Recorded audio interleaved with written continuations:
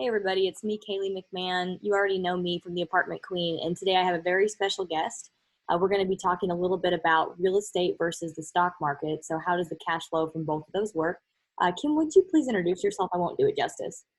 I'm sure. Kim, Radiker Bays, have purchased over 7,600 apartment units in the DFW area over the past 11, almost 12 years now, and have really enjoyed that whole process. So started kind of with a smaller property and then just kind of built from there, and started with 2 team members and have now grown it to about 170 to 180, give or take the day and what's going on. So Holy Hannah, that's very impressive. So what we're going to talk about today, and so there's going to be kind of like two sides, obviously real estate and stocks.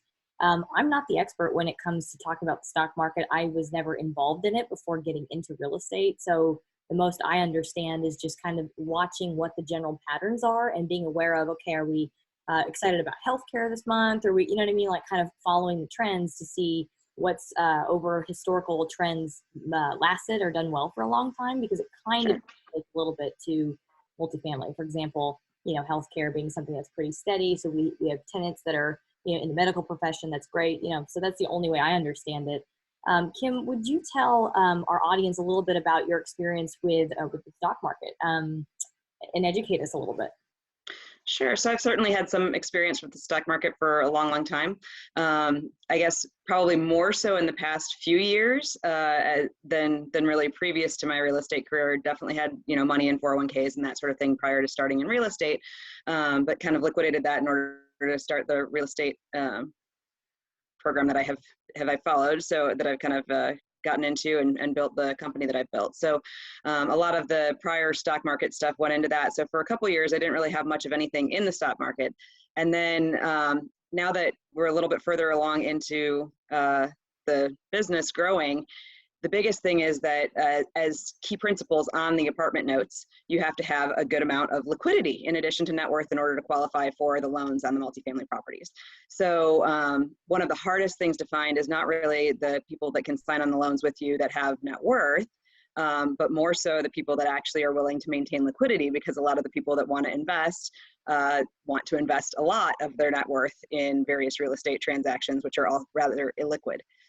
So you know, I guess under due protest, I have had a decent amount of money invested in more liquid assets over the past few years than I have before.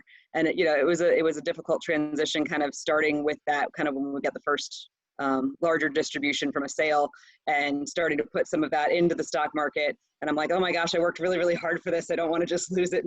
Obviously, the stock market is something you have a lot less control over than real estate. That doesn't mean it can't be very, very lucrative. It just really depends on what you are trying to do with it and how much time you put into educating yourself on the various positions, on the various stocks, on different systems that you can use, selecting a broker. Obviously there's fees anytime you have a broker investment manager for you, but that's true again as a passive investor in real estate as well. So I think the market fluctuations in the stock market are definitely a bit more extreme often, or a little bit faster moving than they are in the real estate market. So that's one thing to keep in mind. I think the biggest thing that I've really learned about investing in stocks, bonds, anything that's kind of the liquid investments, is that you have to figure out what system you're going to use and then just make sure that you follow the system.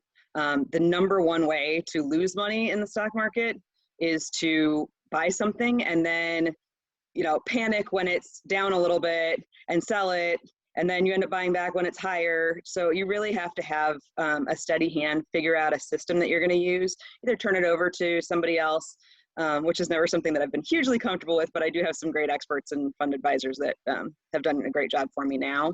But that's one of the big things, is just really making sure that you have that system in place, that whatever system it is that you're dedicating that portion of your portfolio to, that you're going to follow that. So you're not going to panic and sell, you're not going to panic and buy. So just because something is the new hot trend, you don't want to buy that now necessarily if it's not part of your overall strategy. So really sticking to whatever the rules are that you've met. One of the big things with the stock market is that if you miss the top few days of a rally, of like an entire bull market, honestly, your returns can be less than half of what the total market returns. So while it would be fantastic to be able to miss those, worst few days and time it just exactly right, barring a crystal ball, it's incredibly difficult to truly time the market. So you want to pay attention to good companies. One of the things that I've definitely been working on, I do some covered call strategies, which are an interesting cash flow strategy that actually kind of pays you for the basket of stocks that you're owning. And so that's been one thing that I've worked on that's probably a little more akin to real estate investing, only generally speaking, not with as much upside then. So you buy stocks and then sell a call against them. And so if the price gets up to that point, the stock will get called away. So you'll get a small capital gain from that, but you get the income premium or the option premium as your income in the meantime. So it's a good cash flow strategy, but not much of an appreciation one. So there's been certain times when I'll buy a stock and then it goes up $10 in 1 month and the call that I sold was $2 more. And I'm like, man, I really wish I would have had those $8 per share back. So that's kind of a strategy.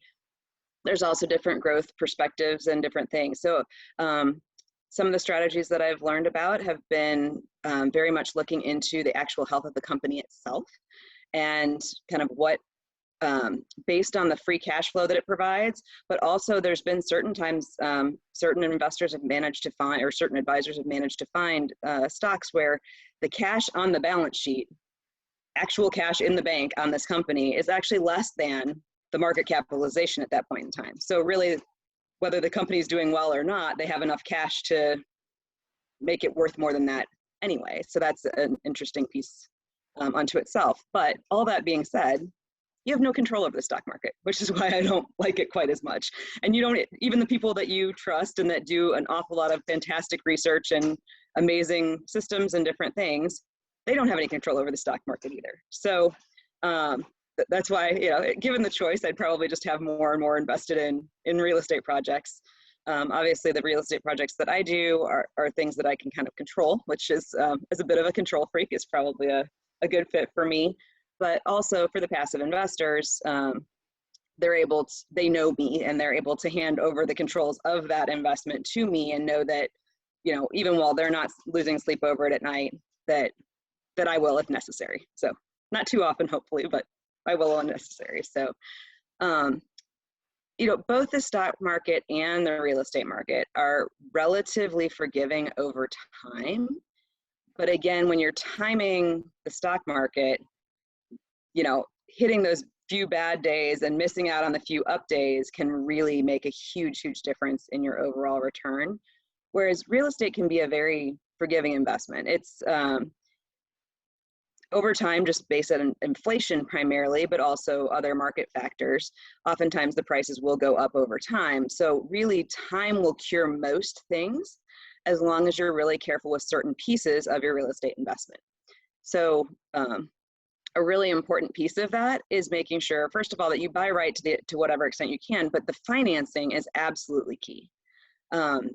If you have financing that requires you to dispose of an asset, sell an asset, refinance an asset at a really undesirable time, that can definitely be something that will actually hurt and create a real situation that you have to deal with, as opposed to just waiting for things to kind of grow out of it. So one of the strategies that I've always pursued is to try to maintain as much exit flexibility as I can. So that's not always the longest term loan at the lowest interest rate, which many people might think that would be the best strategy. But if your plan is to hold the asset for 3 to 5 years and you put a 10 or 12 year loan on it, whoever you sell to either has to assume that loan, or there can be a prepayment penalty that at times I've seen into the multiple millions of dollars. And it is really, really hard to have executed a business plan very effectively on a piece of property, only to have Fannie Mae or Freddie Mac take half of your gains as a fee for not planning the timing out correctly. So one of the things I always try to do is kind of target some exit flexibility. So sometimes we've been able to, get loans that, for example, have no prepayment penalty after a year or two, but have a fixed rate that lasts for maybe 5 years. So you have a nice long window of 3 years, and at any point during that 3 years, you can judge what's going on in the market, judge what's going on with the asset, and make an informed decision about when to sell or refi. Whereas some of those longer term loans oftentimes only have like a 3-month window at the very end, unless you pay additional interest or additional fees along the way to get out. So even though it's a very long time in the future, it is a very specific window within to lend. So. Kim, you used the term when I was listening to you, capital gains. Can you explain to me, I think if I understand correctly, that there are capital gains in both real estate and, like you mentioned, in the stock market, but how does that work with the capital gains taxes? How does that work with going into a larger asset later? Is it the same thing or are they different? They're definitely mostly the same, but a little bit different. So capital gains taxation applies to both types of assets. Usually you have to hold whatever position it is for at least a year prior to selling. And it has to be held for investment purposes in order to get those reduced tax rates. So at least at the moment, until I'm sure a lot will change in Congress in the not too distant future, unfortunately. But at least at the moment, capital gains for most individuals are taxed at about a 15% rate, and sometimes up to 20% or 20% plus the Medicare premiums for capital gains that on individuals that have income that's a lot higher than a certain limit. Yeah. So both of those both the stocks and the real estate definitely qualify for the capital gains treatment on assets that are held long enough. But there is, at least at this point, still 1031, which allows you to defer your capital gains on real estate when you sell. If you sell one piece of property and immediately reinvest all of the proceeds into a different piece of similar property, you can oftentimes defer those gains when you meet certain rules surrounding that. And whereas in the stock market, if you sell one stock for a big gain and then immediately invest in another stock, it's still just a taxable gain at the time that it's sold. That's what I was going to ask, really. Now, can you crisscross either one into the other? Like, for example, if you have a gain in, no, you can't. No, it has to be like kind. So. Okay.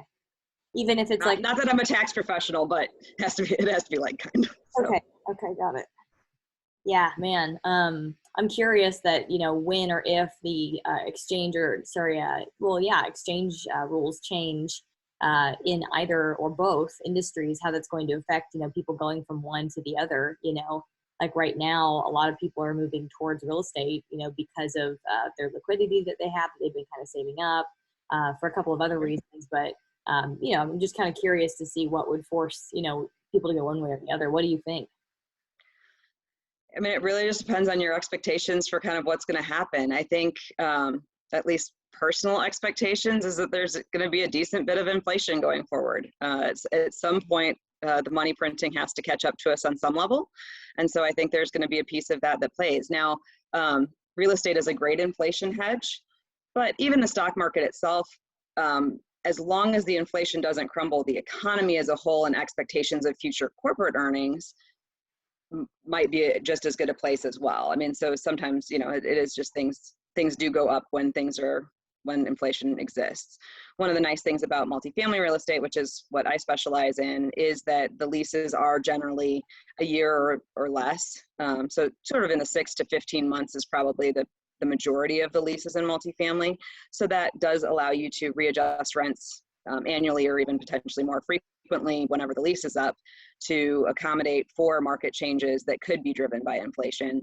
Whereas a lot of the time the leases on warehouses and other such things are locked in usually for 5-year, 7-year, sometimes even 10-year terms in terms of predisposed increases on an annual basis instead of actually paying market on each year. So there can be big advantages to that as well in a down market, but in a time when things are increasing, I think there is some advantage on the multifamily side. Now, when you're looking at, that's great. That I was going to ask, what do you think, kind of weighing one versus the other? But sometimes you have passive investors kind of in either situation or limited partners. And either way, it sounds like that person wouldn't really have control over how this asset goes. It's really just kind of knowing, like you said, the person that's behind the steering wheel well enough to go, okay, this is a better thing for me. But whenever you're having someone, for example, come over that might be watching this, that has more experience with the real estate market, with the stock market, and they're interested in real estate, a lot of the times the question that I really get a lot of focus on is, what is the internal rate of return? That's really like the biggest thing that they ask. And so some other things that matter more to some other people, like cash on cash return, or what is the equity multiple on exit. I mean, that language of moving from, say, stocks to real estate, what would you, how would you make someone feel more comfortable? Because a lot of people are like, I know stocks, I stick with stocks, and that's where I'm going to stay. How can you kind of bring someone over to the real estate side? Well, I think the biggest thing is it is just a tangible asset. So that is, that's probably a big piece that I would say, like, you actually own a piece of real estate. You can go and visit this piece of real estate. You can see the operations of the business. You can see that there are actually cars in the parking lot, if you will. So there is a certain amount of knowing what it is and having actual kind of financials to count on. The stock market is at relatively historically high levels in terms of PE multiples and those sorts of things at this point in time. So there's a market force that's kind of at work in a lot of that. And so the stock market doesn't always move with the economy, as we've very much seen the past year. It always is trying to forecast what's happening next. And so you are a little more subject to whatever the forecasts happen to be of a whole lot of other people that are investing alongside of you. And so there's a little less control in terms of that, a little less tangibility of that. And if you end up in a position, so I guess one important thing to remember regardless is, while stocks are very, very liquid, so that is an advantage over real estate in some ways. You can sell them any day that you want to. At the same time, they can fluctuate pretty dramatically, especially in certain sectors, in certain areas, certain stocks. So that is an important thing to keep in mind as well, is that even though, yes, they are very liquid and you could sell them tomorrow, you may not want to if there's just recently been a 20% correction or that sort of a thing. Oftentimes you'd want to try to sift through that. So keeping adequate money to cover all of your basic expenses when you're investing in real estate or the stock market is a really good idea. At the same time, like I said, I'm a little cautious about inflation at the moment. So hoarding lots and lots of cash is not quite where my head's at either. So good balance, it sounds like. Mm-hmm. I guess my last question would be, whenever I'm looking at real estate, for example, a lot of the times when you're looking at a new market, just an investment by itself, you want to understand a lot of the history behind the town, the historical data basically on this investment that you're looking at. So is it the same thing when you're looking at stock market investments or the company's history or their performance? You go look at, that company's performance, but like, for example, the industry, well, just stocks in general, let me just ask it this way. Historically, real estate tends to always appreciate over time. Like you said, it's very forgiving, it might dip down, dip up, but over time you're going, okay, there is appreciation for the most part. Now in the stock market, historically, what percentage of the time or how often does the projection that you're getting in the stock market actually overperform? Well, and it definitely overperforms and underperforms. I mean, that's very true. Like I said, with real estate, you're going to hold it sort of until it's an optimal time to sell. At least if you haven't over leveraged yourself or gotten into a position where you are in a bad place where you have to sell, as long as you have sufficient value and sufficient cash to cover any shortfalls in operations, as long as your loan terms are good, all of those sorts of things, you're going to kind of wait until the right time to sell. And I think, obviously you can do that as well in the stock market, but it is much more challenging when you can just hit the I'm kind of scared and sell now button on a stock. So that's definitely a difference between real estate. So I guess the good thing about real estate is it's not very liquid, and the bad thing about real estate is it's not very liquid. So it kind of keeps you in the deal until it really makes sense to sell. I guess really overall, the trend of the stock market is upwards as well. What the market was, back when I was in college and, years and years ago is much, much lower than it is now. So stocks appreciate over time as well. There are a lot more short-term fluctuations. And I think a lot of it is that they're much more visible. I think they're also more distinct, but they're also more visible. So whereas real estate, like I said, it's only going to trade sort of at the optimal times unless various things. So there's certain recessions that actually hit, take major hits to occupancy, even COVID, really in different areas of the country were impacted substantially differently. I mean, so this is a unique time because the suburban assets way outperformed the urban assets.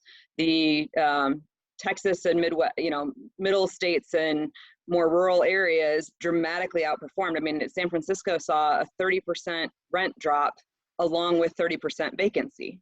Oh my God. First time in. So there's a reason I don't invest in California.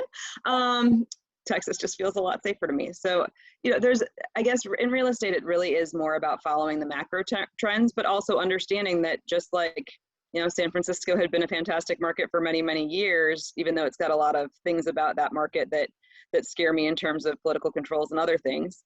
It had been a great market. So there's always a chance for a black swan event, either in the stock market or not, or in real estate. So those pieces of it are very, very similar. So it sounds like you've done a good job of being smart and having diversification, variety. So like you mentioned, I mean, COVID was nuts. It affected oil. It wasn't COVID that did that, but just at the same time, oil was affected. Real estate was affected. Restaurants were affected. Like a friend of mine is invested in a whole bunch of different things. And he's like, I can't get a break. Like literally everything was affected. So I think, having a hedge of sorts by being diversified is something you've done very well. Thank you.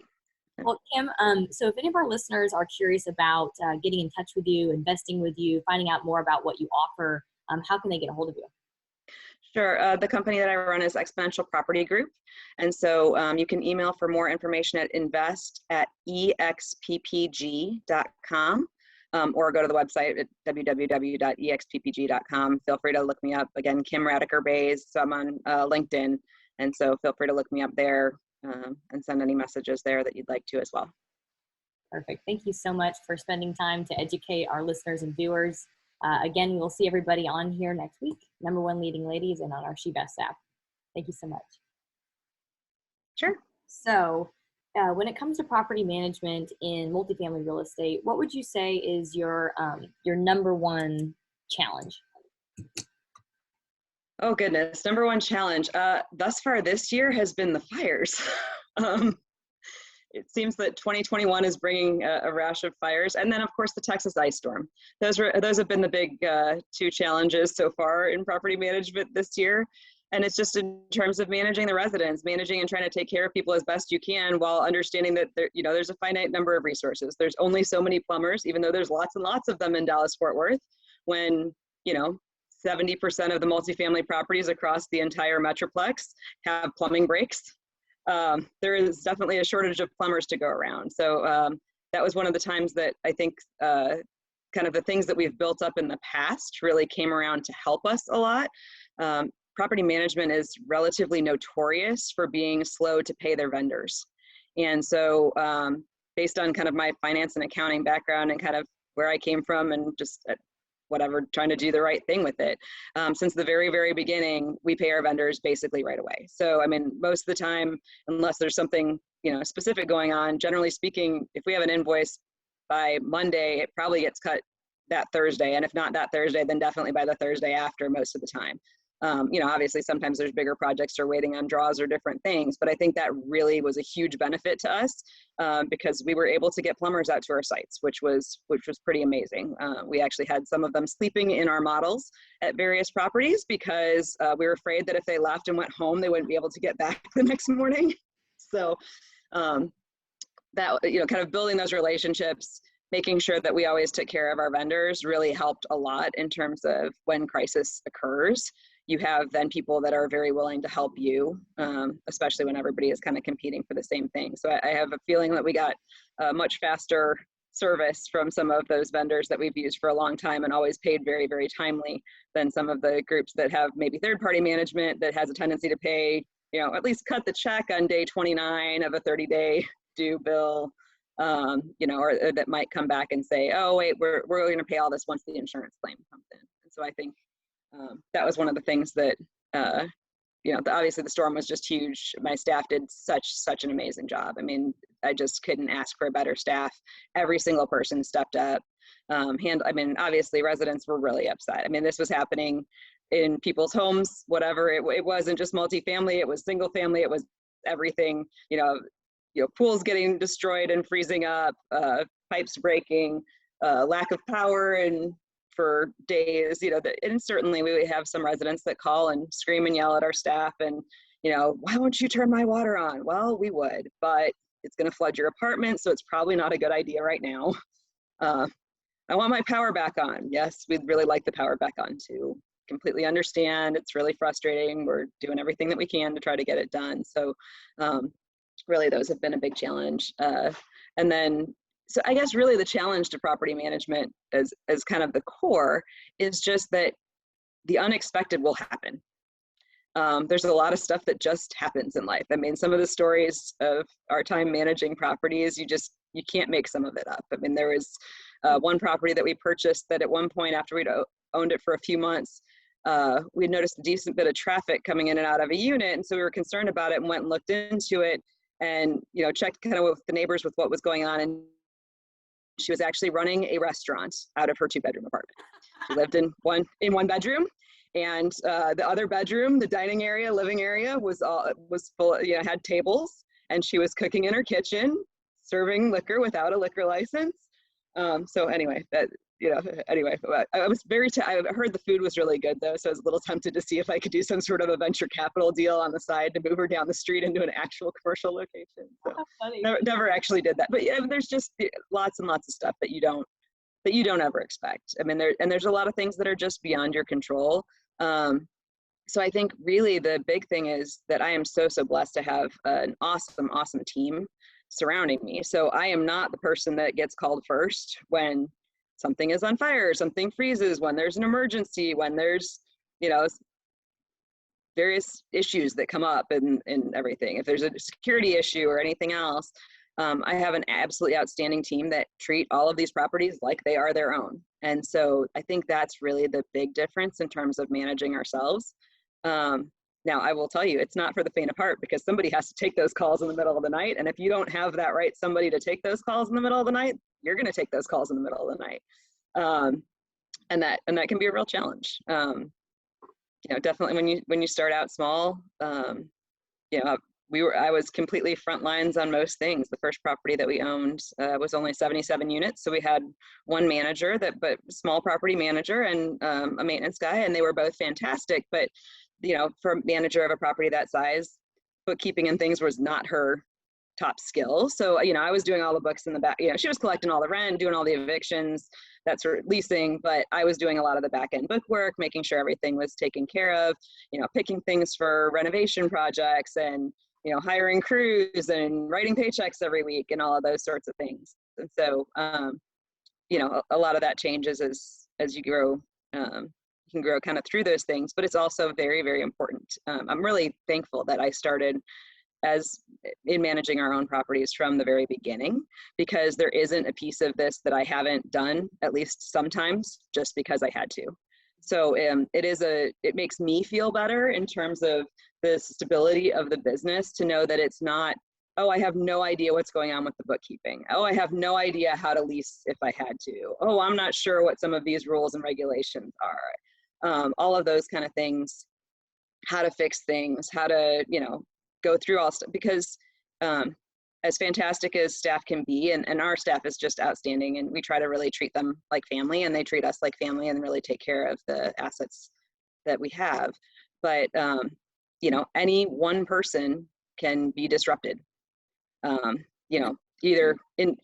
because they quit or because something completely unexpected and unforeseen happens, somebody gets sick or whatever it happens to be. You have to be prepared with those backups and whatever. And it takes a lot of scale before a lot of those backups aren't whoever's leading the property management company. And it makes a big difference too, just in terms of how people treat it. I mean, obviously I think that we are very successful because we treat the assets all like they're our own. And I think there's some great third-party management companies out there. But it is harder when you're not as invested, you don't have as much control over the process. You kind of haven't been involved necessarily since the beginning to get quite that same level of ownership from the staff. Yeah, 100%. So Kim, you mentioned your number one challenge has been emergencies, basically. Mm-hmm. When those happen, how does that make you feel? You know, I guess basically all of us are sort of a group that just kind of digs in and starts going through whatever needs to be done. I think we've kind of myself, but also the leadership team that I've created are generally ones that are pretty good under pressure and panic. It's like, okay, let's just evaluate what the situation, you know, many times you're upset, you're scared, you're whatever, but I think we've gotten really good at just kind of prioritizing, okay, so this is what happened. It's not something we can control right now. What are the immediate things that we need to do? We can worry about how we feel about it and how it just kind of sucks, like in a couple of hours or a couple of days or a couple of weeks or whatever it happens to be in order to get through the actual situation. But I think really the way that we've found to get through all of those things is just to get through them. I mean, put your nose down, get to work, and figure out what needs to be done right then. Being solution focused, which is what makes a good leader, of course.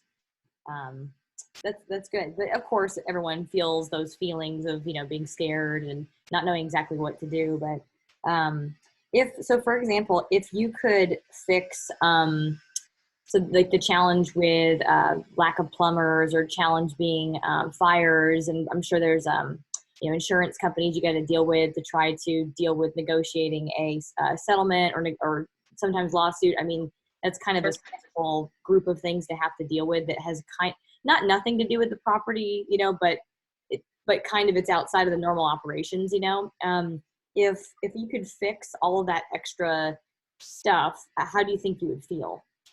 Oh, it would be so much easier, I suppose, if you didn't have lawsuits and various, you know, challenging neighborhoods, and, you know, I mean, obviously that really is it. You know, we've had fires. The biggest fire we've ever had was actually just a couple weeks ago in my ownership career. So that was a pretty major one. It was the day before my birthday. It was not the best birthday present ever, but got through it, had a huge outpouring of support from the community to really help get the residents back on their feet. We were able to get everybody transferred and get things taken care of very well.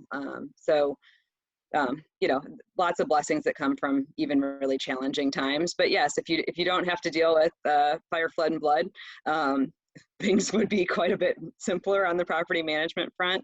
But it's a people business, so there's always going to be complications anytime you have large groups of people. And so kind of the larger properties, obviously, they can make amazing money and oftentimes have really good expense ratios, but they also have, they're a beast and a half to manage for sure. So you have to be very careful about who your on-site manager is on the really large properties, because those can just be, just I guess by economies of scale, you know, once you get to that large, the chances of somebody cooking a pork chop and burning down their unit, those sorts of things are much more prevalent than on the smaller properties.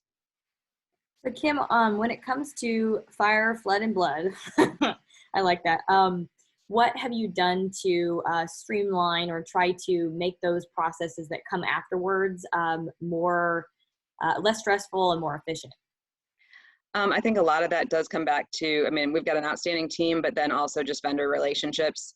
That has really been a big thing. So even all of those kinds of things, we know exactly who we're going to call. We already have the relationships built with a whole bunch of different vendors in a whole bunch of different areas, so that with one phone call, we can be like, hey, we've got a situation. As soon as the fire department clears out, we're going to have this, you know, fenced off, different things, you know, power. So you just knowing who to call, I think, is probably the biggest piece of it. That takes a lot of the stress away, and just kind of having kind of regular procedures for things, expecting the unexpected. And a lot of that can kind of only come with experience. And I'm very, very fortunate that my director of operations has even more experience at all of this than I do. So she provides a huge outlet, and we bounce ideas back and forth off of one another really well. So, hey, this is kind of what I'm dealing with. This is kind of what I'm thinking, but, you know, what do you think about this? And so I think that kind of collaboration really helps us each kind of double check ourselves, even though we have a lot of experience kind of getting the confirmation on the thought process or a little bit different way of going about something is very helpful. Now, when it comes to the procedures, the regular procedures for doing this kind of stuff, is there like, does everybody kind of get a manual, or how does everyone find out about how that works so they all know? We have a full standard operating procedure. I mean, obviously, sometimes large fires are barely glossed upon because most of it just says, do not answer any questions, say no comment, refer them to the appropriate company spokesperson, kind of a thing, as far as actually in the SOP. But we have a very detailed SOP just for all of the pieces of our business, so that new team members really understand kind of what's expected and how to go about things. And that's been an important piece to develop over time, and to make sure everybody has, and make sure everybody's using, and make sure that it's getting updated as necessary, as laws change, as procedures change, as best practices change, as technology changes. All of those pieces are very important. Okay, it's really important.